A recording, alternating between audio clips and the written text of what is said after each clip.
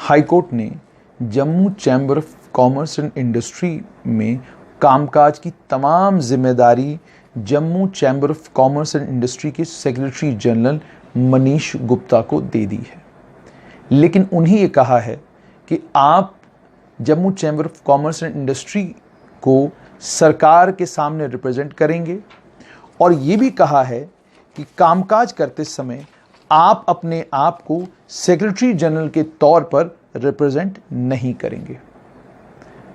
High court ने यह भी कहा कि ऑलरेडी ट्रायल कोर्ट ने बैंक अकाउंट को ऑपरेट करने की इजाज़त, जो छोटे मोटे मामला Jammu chamber of commerce industry में हैं, तनख्वाहें हैं, मुलाजिम हैं जेसीसीआई में, उन तमाम मुलाजिमों की तनख्वाहें वागुजार करना और बाकी जो छोटे मोटे खर्चे हैं, कोई बिजली का बिल है, कोई पानी का बिल है, इन तमाम छोटे मोटे खर्चों की इजाज़त सेक्रेटरी जनरल जो Jammu chamber of commerce and industry के हैं उन्हें ट्रायल कोर्ट ने दी थी।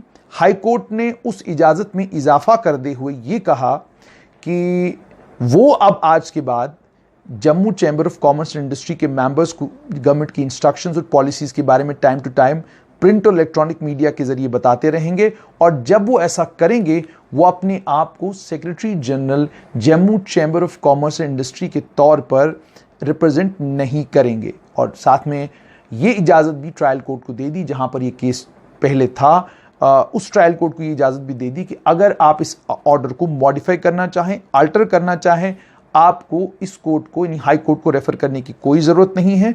उसमें दोनों पार्टीज़ यानी एक तरफ Jammu chamber of commerce and industry के पूर्व प्रेसिडेंट राकेश गुप्ता और दूसरी तरफ से Jammu chamber of commerce industry के एक और पूर्व प्रेसिडेंट वाई शर्मा, दोनों को ये कहा, दोनों की तरफ से अगर कोई भी पार्टी कोई मोशन मूव करती है और ट्रायल कोर्ट को ये लगता है कि वो ऑर्डर उन्हें मॉडिफाई करना चाहिए या उसे ऑल्टर करना चाहिए तो उसकी इजाज़त भी हाई कोर्ट ने दे दी है।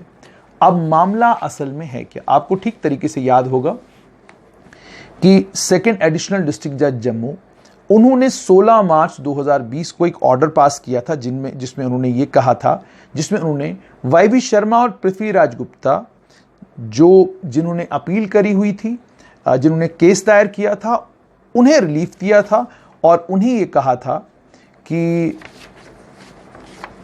उन्हें रिलीफ दिया था और Jammu chamber of commerce and industry की टीम जिसमें president Rakesh Gupta, senior vice president Rajesh Gupta, junior vice president Rajeev Gupta, secretary general Manish Gupta, secretary Gaurav Gupta और ट्रेजरर आशु गुप्ता, इन तमाम लोगों को सेकेंड एडिशनल डिस्ट्रिक्ट जज जम्मू ने रिस्ट्रेन किया था कि आप Jammu chamber of commerce and industry में कोई कामकाज अब नहीं देखेंगे। ये ऑर्डर पास किया था और ये ऑर्डर क्यों पास किया था? ये ऑर्डर इसलिए पास किया था क्योंकि पूर्व प्रधान वाई शर्मा और उनके साथ पृथ्वीराज गुप्ता जो नौरंग ट्रेडर्स के हैं, उन्होंने 19 दिसंबर 2018 को एक special general meeting Jammu chamber of commerce and industry की इस टीम ने, जो मैंने नाम अभी पढ़े, इन्होंने एक मीटिंग बुलाई थी होटल रेडिसन ब्लू में, जहां पर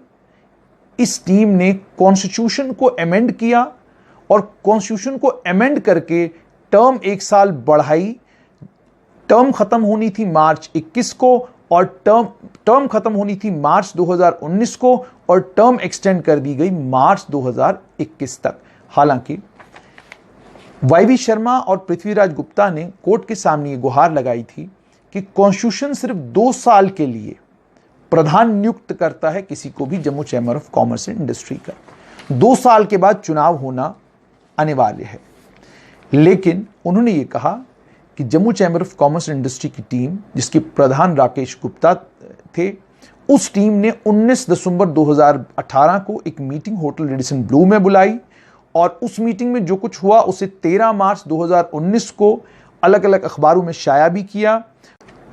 जेसीसीआई की टीम ने, जिस टीम को हाई कोर्ट ने रोका है कि अब आप जेसीसीआई का कामकाज नहीं देख सकते, जिस टीम के प्रधान थे राकेश गुप्ता, उन्होंने इस पिटीशन के मुताबिक 19 दिसंबर 2018 को एक स्पेशल जनरल मीटिंग बुलाई। उस स्पेशल जनरल मीटिंग में जो टर्म उनकी मार्च 2019 में ख़त्म हो रही थी, उस टर्म को एक्सटेंड किया मार्च 2021 तक।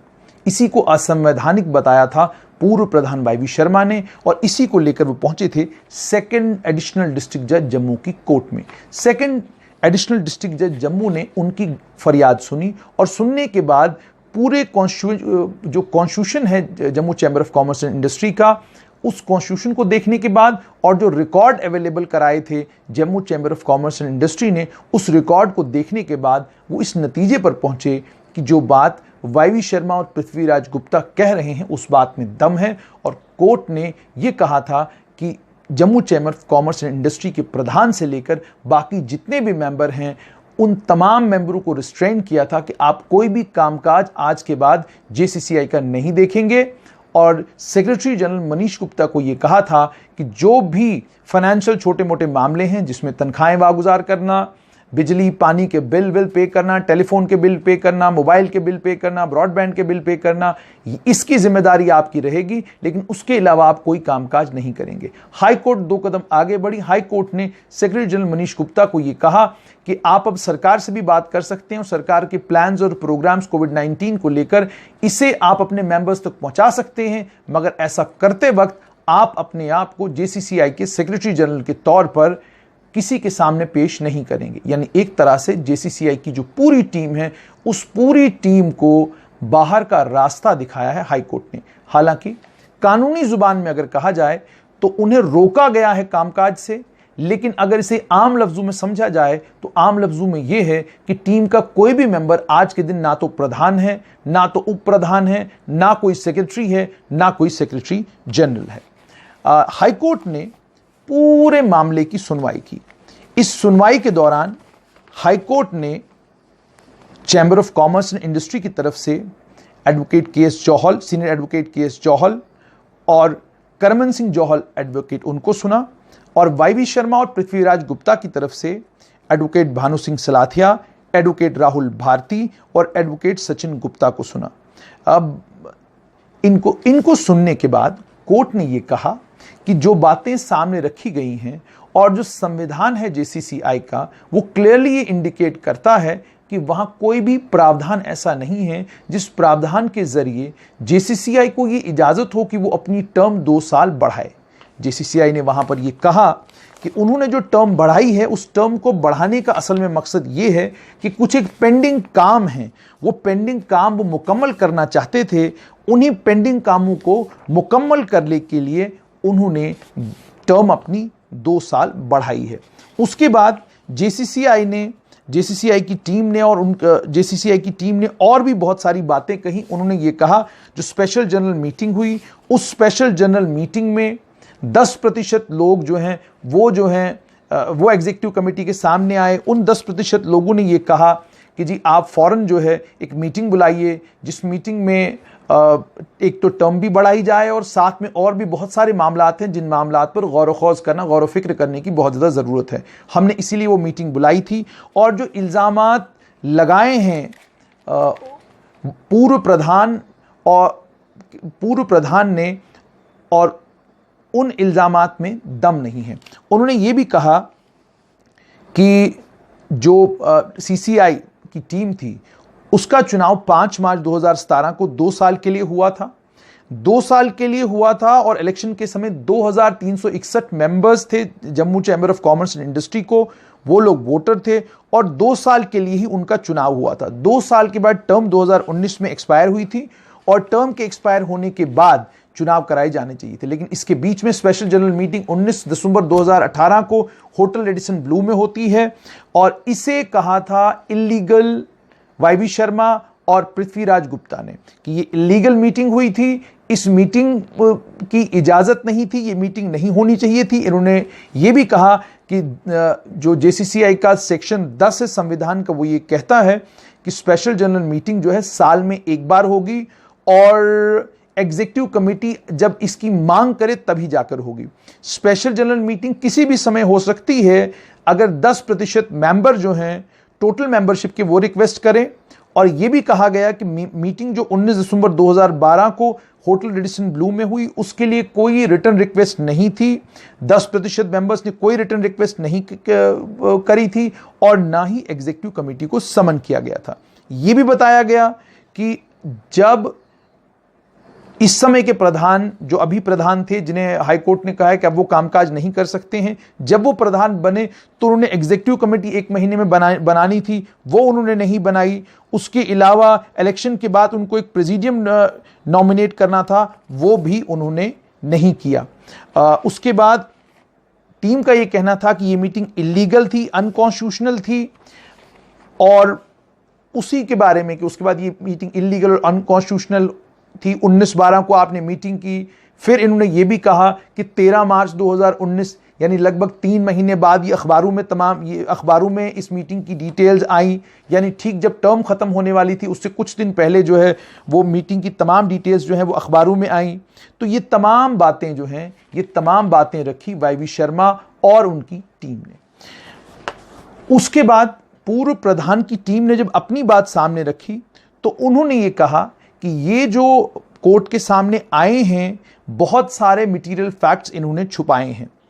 पहली बात उन्होंने ये कही कि वर्किंग कमेटी जो है उसको कॉन्स्टिट्यूट 1 महीने के अंदर अंदर किया गया था, जिसमें तमाम पूर्व प्रधान, पूर्व सेक्रेटरी जनरल 2/4/2017 को वर्किंग कमेटी जो है उसको बनाया गया था, और वर्किंग कमेटी को भी 1 अप्रैल 2019 को कॉन्स्टिट्यूट किया गया था।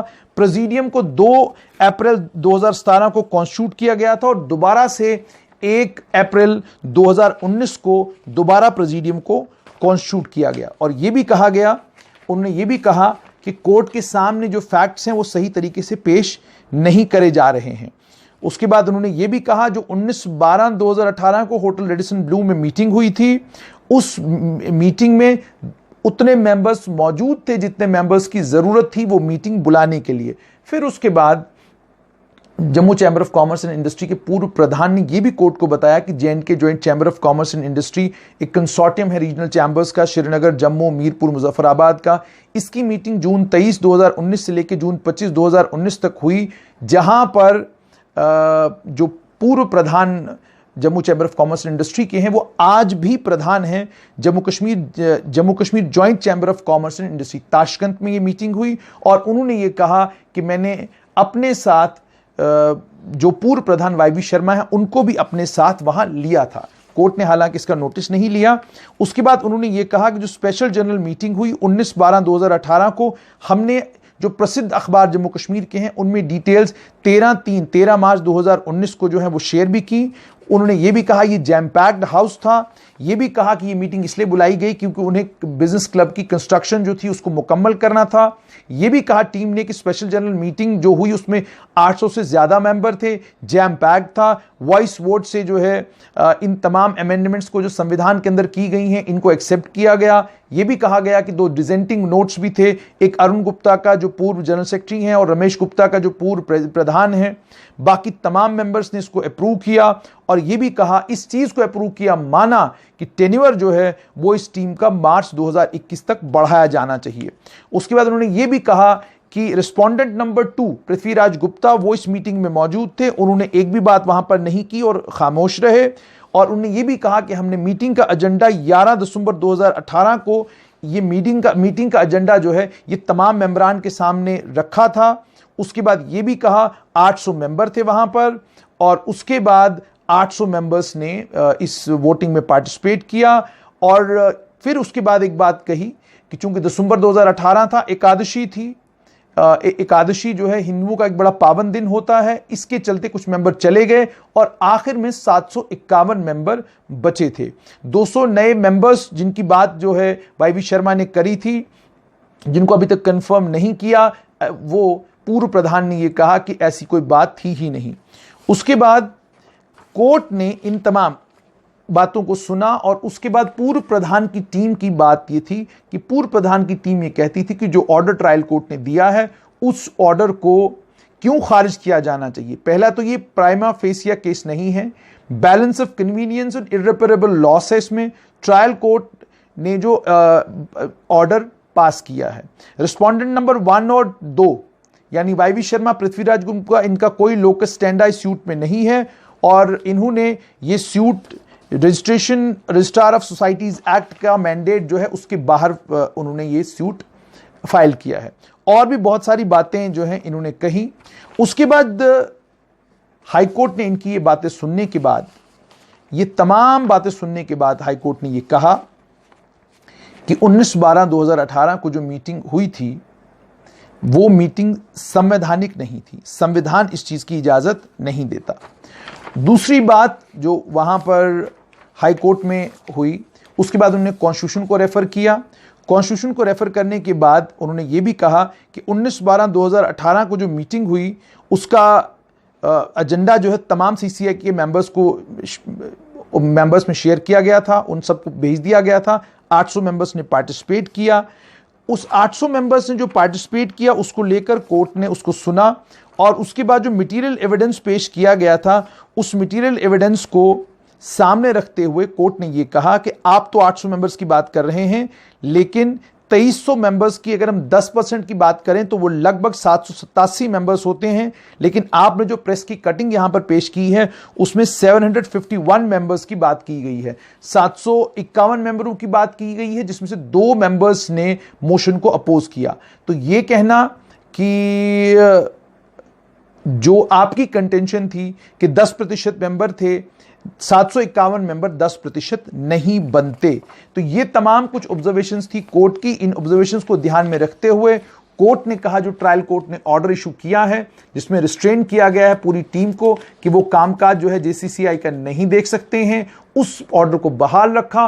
और साथ में ही जो पूर्व सेक्रेटरी जनरल है मनीष गुप्ता, उन्हें यह कहा कि सेक्रेटरी जनरल के ओहदे का नाम लिए बगैर आप आज से जेसीसीआई का कामकाज देखेंगे। तो जेसीसीआई की इस उठापटक के बीच में हाईकोर्ट के इस ऑर्डर के बाद अब क्या Jammu chamber of commerce and industry में चुनाव होंगे या ये मामला हाईकोर्ट से सुप्रीम कोर्ट जाएगा? आने वाले दिनों में जो कुछ भी होगा वो आप तक जरूर पहुंचाएंगे, क्योंकि जेसीसीआई की उठापटक इसलिए भी जम्मू कश्मीर में जरूरी है क्योंकि आने वाले दिनों में तमाम नजरें जम्मू कश्मीर में इन्वेस्टर्स, इन्वेस्टमेंट, बिजनेस और बिजनेस वेंचर्स पर रहेंगी। तो जब बिजनेस वेंचर्स पर नजरें रहेंगी, Jammu Kashmir joint chamber of commerce and industry जिसमें पीओके का भी एक हिस्सा है, अगर नजरें इन तमाम चीजों पर रहनी है तो ये कैसे मुमकिन है कि Jammu chamber of commerce and industry में इतना बड़ा कोर्ट का फैसला आए और उस कोर्ट के फैसले को स्ट्रेट लाइन आप तक न पहुंचाए।